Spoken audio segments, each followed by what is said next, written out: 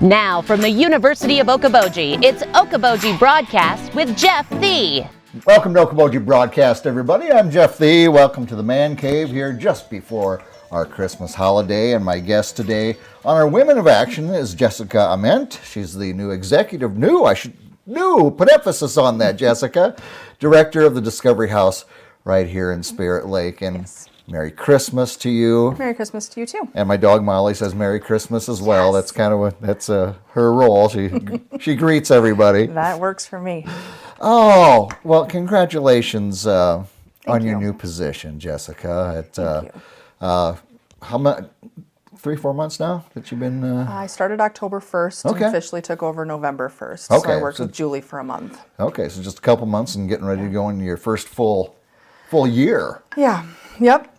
It'll be interesting. It's all been interesting, but great. And there's a lot of good things coming. So. Well, and I was going to say, I think for someone to take a position like this, Jessica, is I think it's kind of a calling.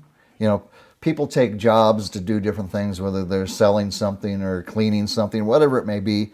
To do something like this with something that has a mission like the Discovery House, I think is much more of a mission in someone's life and a calling.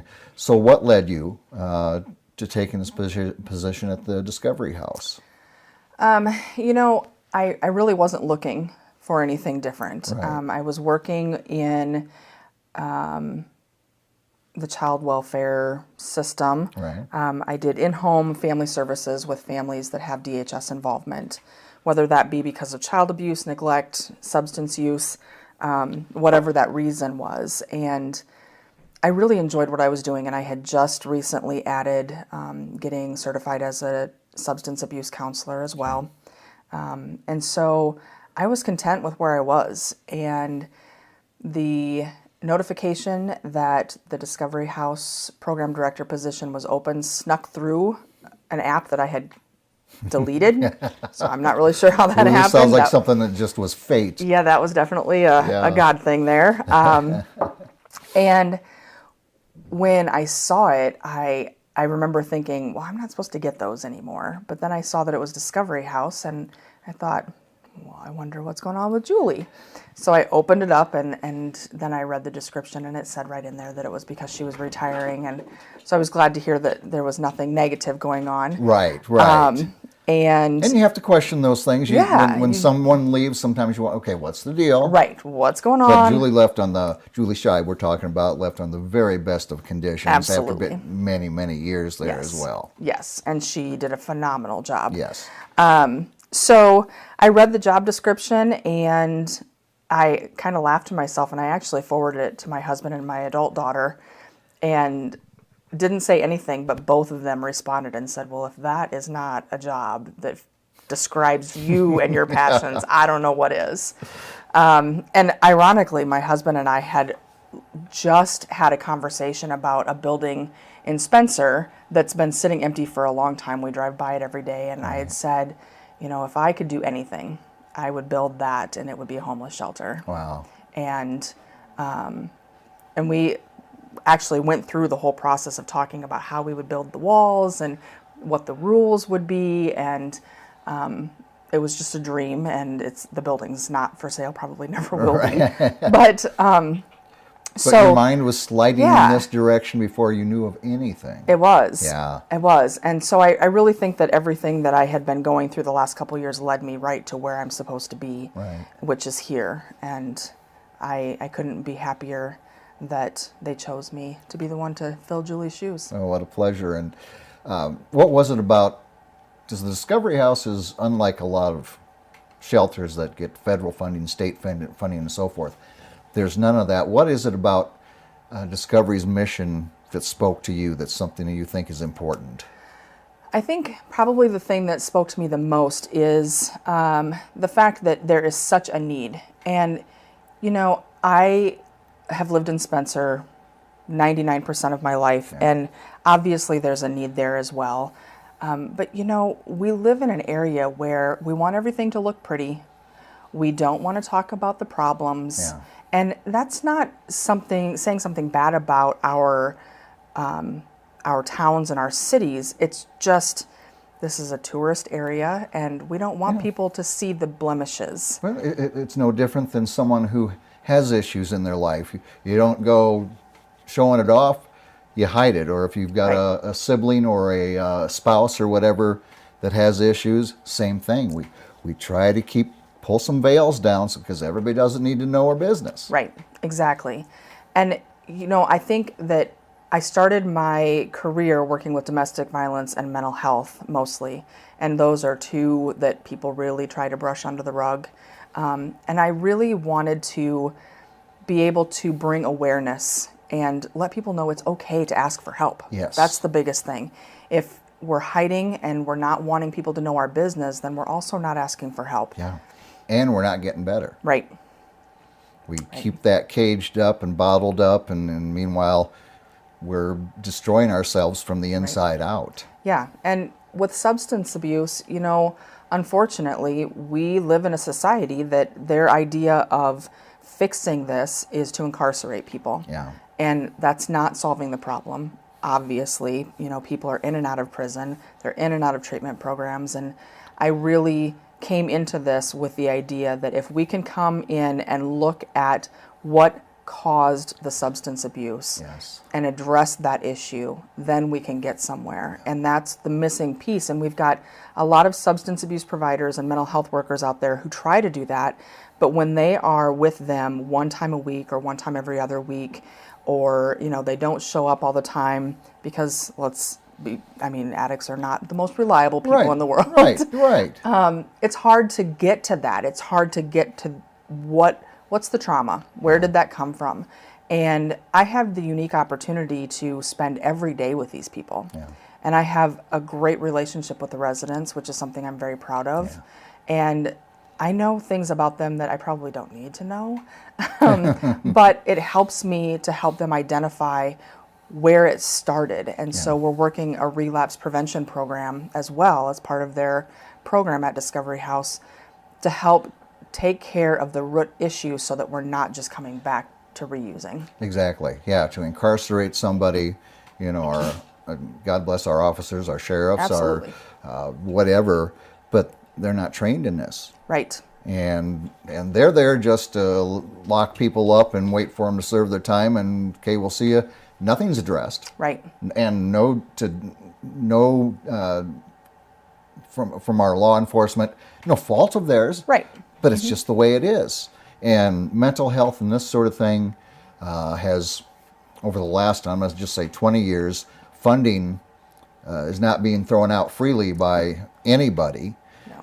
And it makes it even more difficult and easier for people to fall into cracks. So here's where, especially something like Discovery House, can really be a godsend. Right. And, in the defense of law enforcement, and like you said, it's not their fault that they're doing what they're supposed to do. I do have a working relationship with law enforcement locally in Spirit Lake as well as Spencer, because that's where I'm at, so I know some of the officers. And so, we've gotten calls saying, okay, I know that this is a substance use issue or this is a mental health issue.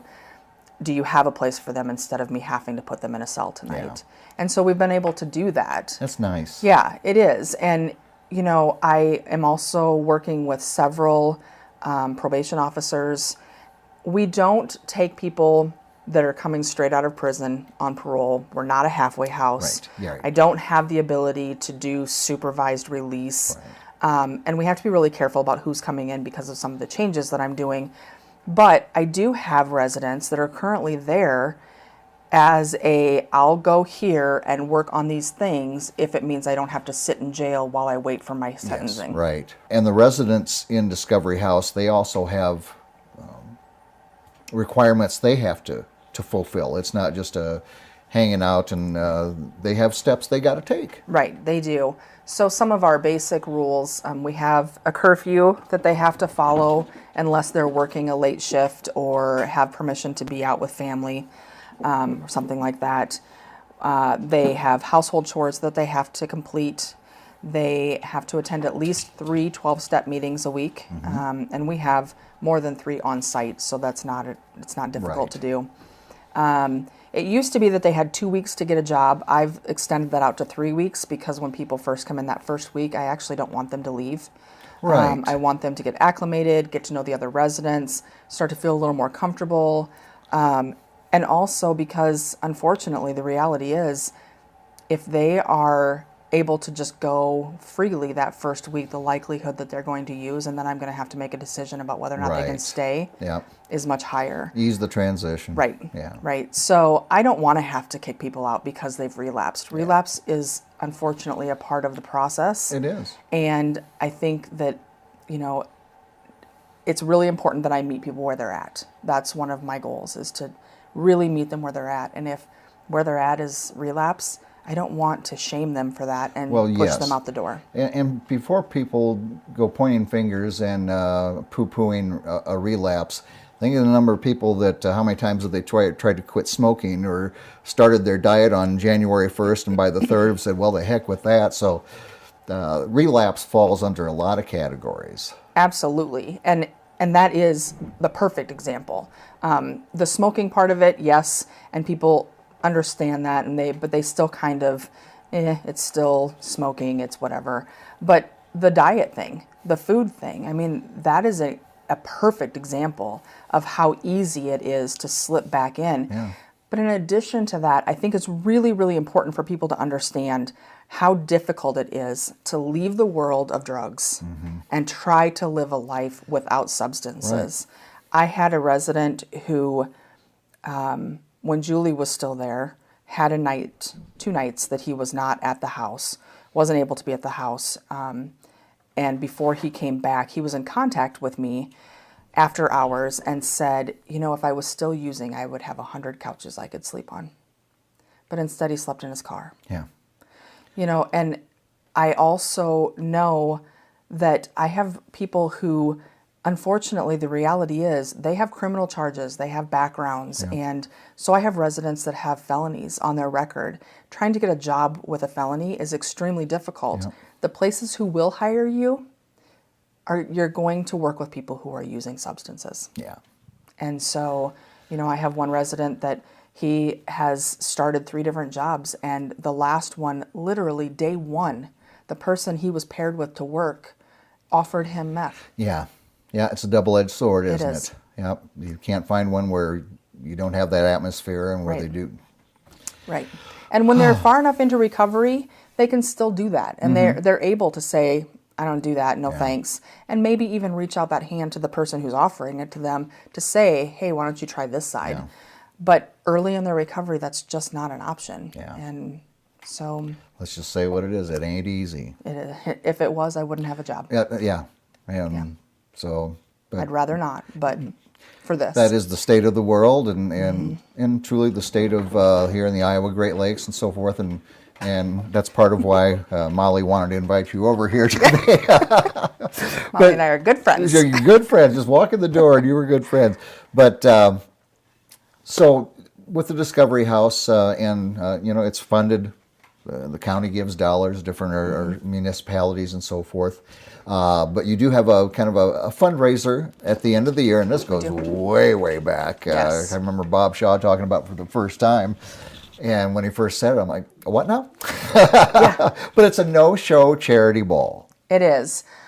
So the idea of this is that rather than putting together this event, which would cost us money to do, and having people spend the money on tickets and a nice outfit and the meal and all of these things, plus us having the outgoing costs of that, putting together a no-show ball as a charity event where instead of spending your money on those things, donate to us what you would have spent on those things. A tux rental, a dress, those kinds of things. Yeah, and you go to it, you're buying a couple meals and you're having a couple drinks and maybe like you say, dressed up a little bit to do it. And exactly. So just to equalize that number in your head and for 1 or 2, whatever, however many, and here's what we're going to give to Discovery House. Right. Yeah. And it's a great fundraiser for us.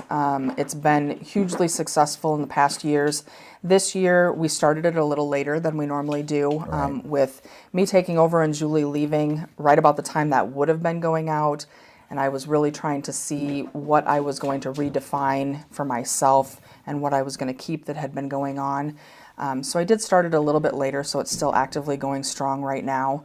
And I also have tried to use more social media to help with getting the word out and getting some new people to know about it. But my goal is to beat Julie's best. All right. That's my goal. That's it's a a wonderful big goal. It's a big one? It's a big one. But it's a wonderful goal. But that's my goal. You bet. Well, now, how long do people have to donate to make it into the... Typically it goes until like January 1st or the middle of January. I think the longest that Julie kept receiving donations was about the 15th of January. Okay. But I will extend it out until the middle of February just because of the fact that we started it later. Yeah, it's a nice way to start the fiscal year, too. If you Absolutely. Can. Absolutely. Now, if people want to donate, Jessica, send it. Can you... different ways maybe you can do it. Yes. So you can mail it to our post office box 163 Spirit Lake, or yesterday we had a gentleman walk in that wanted to meet me and brought his donation in so that he could hand it to me and meet me at the same time. And so anyone is welcome to do that. We're at 1411 Hill Avenue in Spirit Lake, and our entrance for guests is on the south side of the house. There's a sign on the door until I get something more formal that says Discovery House entrance. It used to be that people came in through the kitchen, and when I first came there, the very first time I visited, I was like, I am walking into people's kitchen. Like, this is weird for me. And I felt like I was intruding, and so, one of my goals was to make this is their home. And I want them to feel like they can be in their kitchen dancing around and singing if that's what they want to do and not worry about who's walking in the door. And you got such a lovely entryway to Discovery House. And, going back very quickly here just to, about not hiding the situation and so forth, the beautiful Discovery House that's right there just as you're going past the pillars into northern Spirit Lake on Hill Avenue. It does. Hiding nothing there. No. Big sign. Big sign. It's big sign, and people are aware of it, and that's great. And one of the things that one of our board members recently pointed out to me, and I was really happy to hear this, he's actually called me a couple of times and said, I drive by Discovery House every day, and you can see the life in there. And the lights are on, the Christmas decorations are up, there's movement, and I don't know if people just walked around in the dark when Julie was there or why there weren't lights. That doesn't make sense to me. But the other thing, the president of our board is Bob Shaw, as you know, and he really pointed out when we had that snowstorm, there was a snowman in our front yard. And he said, I don't know that I've ever seen a snowman in the front yard of Discovery House. And that's just a really huge indication of where we're going. Yes. It's called the Discovery House, but it is a home. It is. And that's the way, nice to feel that way for those that are staying there. So. Absolutely. All right. And of course, like you say, your presence is on Facebook, and check out all the wonderful work you're doing. And just congratulations on your new position. And I think it is a calling and a blessing that you're there, Jessica. And, thank you. So you and your family have a very Merry Christmas. Yours as well. Thank you very much. We will indeed. Our Women of Action interview here today on our Thursday, Jessica Amendt, again, the director of the Discovery House right here in Spirit Lake. Everybody have a wonderful, looks like we're going to have good travel weather and so forth, so have a very Merry Christmas and make it a safe one as well. We'll see you next time right here on Okoboji Broadcast. Okoboji Broadcast from the studios at historic Arnold's Park Amusement Park is brought to you in part by the Scott Troutman State Farm Agency in Spirit Lake, Quest Wealth Management, a financial advisory practice of Ameriprise Financial Services, advisor Jan Spielman, AJ Spielman, and Erica Wachholz. Ducky's Marine and Motorsports Repair in Spirit Lake. Bank Midwest, dream big, plan wisely, live well. Lakes Regional Healthcare and Avera Partner. Ruthven Locker at the Lake, where carnivores are welcome on Hill Avenue in Spirit Lake. Beck Engineering in Spirit Lake. Be Radiant Laser Skin Studio in the Okoboji Plaza in Okoboji.